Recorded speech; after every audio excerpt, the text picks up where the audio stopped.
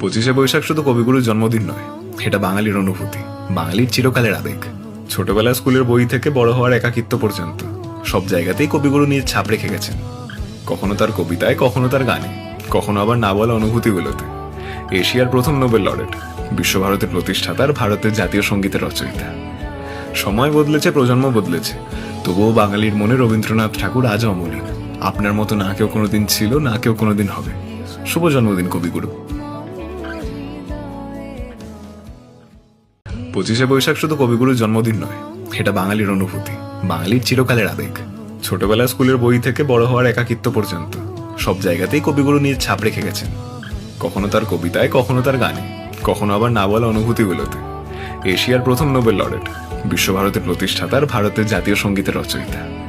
সময় বদলেছে, প্রজন্ম বদলেছে, তবুও বাঙালির মনে রবীন্দ্রনাথ ঠাকুর আজও অমলিন।